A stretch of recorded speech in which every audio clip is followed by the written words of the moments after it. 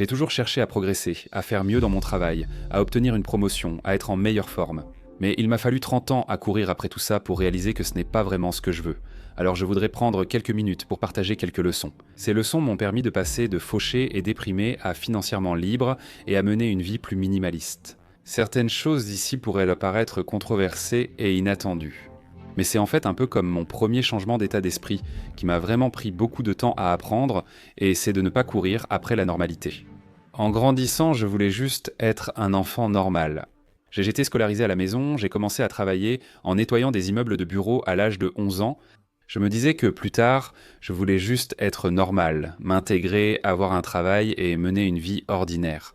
Et ne pas toujours lancer de nouvelles entreprises, comme je le fais depuis l'enfance. J'ai l'impression que quand tu cherches à être normal, tu cherches à ne pas être toi-même. La plupart des gens sont assez bizarres, non? Je suis plutôt bizarre, mec, en général. Et alors que je pensais qu'être normal m'aiderait à m'intégrer, ce n'est que ces dernières années que j'ai compris que je n'ai pas envie de m'intégrer. Tu vois, la personne moyenne en Amérique n'est pas heureuse, elle n'a pas d'argent, elle n'a pas la santé, elle n'a pas de bonnes relations.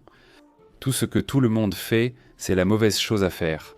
Et j'ai eu la chance de m'en rendre compte il y a quelques années. Et puis, il suffit de changer et de poursuivre l'opposé de ce que tout le monde fait.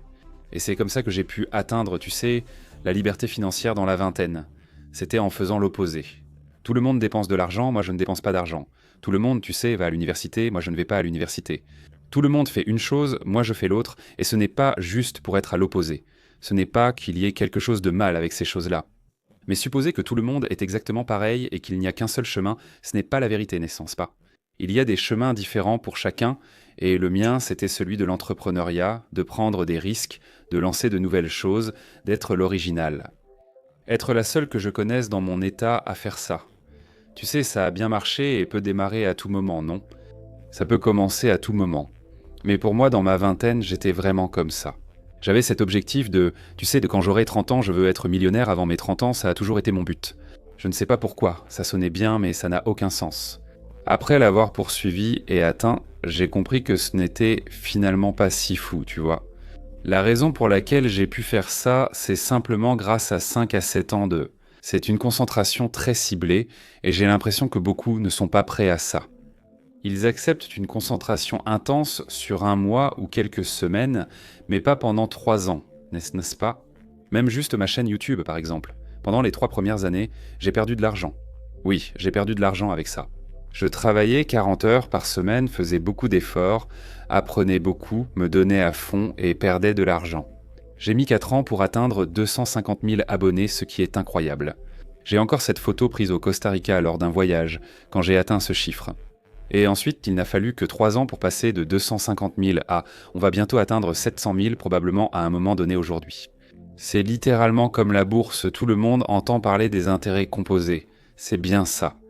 Il faut beaucoup plus de temps pour atteindre 250 et ensuite pour un tratati et pour en obtenir 500 de plus, ça prend moins de temps que pour atteindre les premiers 250. Et c'est la même chose tout au long du parcours, c'est ce graphique qu'on connaît tous mais qu'on ne suit pas. On sait tous qu'en économisant et en investissant son argent, il finit par croître avec le temps. On sait tous que si on arrive vraiment à persévérer dans n'importe quelle entreprise, même une entreprise de jardinage, ça peut marcher. Mon père a lancé l'entreprise de nettoyage seul et compte aujourd'hui 75 à 100 employés. Ce n'était pas par un coup d'éclat, mais par une constance de près de 20 ans. Je n'ai jamais de vidéo virale. Si tu likes celle-ci, ça pourrait aider. J'ai plusieurs vidéos à plus d'1 million de vues. Mais je ne deviens jamais viral. Pourtant, je publie chaque semaine depuis 7 ans. C'est tout ce qu'il faut. Chaque jour, je fais quelque chose pour la chaîne et chaque semaine, je publie une vidéo. Il suffit d'actions cohérentes sur la durée pour réussir. Si tu économises longtemps, tu auras plus d'argent. Si tu dépenses longtemps, tu seras fauché ou endetté. Manger des chips une fois n'a pas d'effet, mais en consommer tous les jours pendant 5 ans te fera grossir. Comme toute croissance, toutes les choses que tu veux en ce moment, si tu es prêt à être patient, tu peux les avoir. Mais voilà le truc, une fois que tu les as, ça n'a plus tant d'importance, non? Et c'est un peu là où je suis coincé en ce moment, j'ai l'impression que j'adore ça, en ce moment. Courir après l'objectif d'atteindre 1 million d'abonnés, ça ne va pas changer ma vie du tout. Mon objectif était d'acheter une Tesla après avoir atteint 500 000 abonnés. Vous avez été assez incroyable pour vous abonner et m'aider à atteindre cet objectif. Et ensuite j'ai eu la Tesla. 1 ou 2 semaines plus tard, je me suis dit que j'aimais cette voiture, elle est amusante, mais ça reste une voiture. Vous savez, ça ne change pas votre vie, ni ne vous rend plus heureux ou sûr de vous.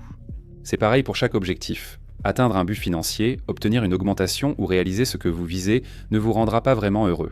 Et donc, même s'il est bon d'avoir ces objectifs, je pense que l'une des choses qui vous rend malheureux, c'est de ne pas avoir d'objectif. Après avoir atteint l'indépendance financière, j'ai quitté mon travail à 24 ans et je suis devenu déprimé. Je passais mes journées à jouer aux jeux vidéo et à me détendre, comme en semi-retraite. Ce n'était pas une bonne période et j'ai compris que je suis le plus heureux quand je poursuis, construis ou suis enthousiaste à propos de quelque chose. Et ça, pour moi, c'est ce que j'aime. Donc je pense que si tu es bloqué en ce moment, si tu te sens démotivé, si tu te sens déprimé, comme si tu étais en retard, comme si tu n'avais pas ce que tu veux. Si tu prends du recul et penses « si je poursuis quelque chose 3 ans, je peux l'obtenir ».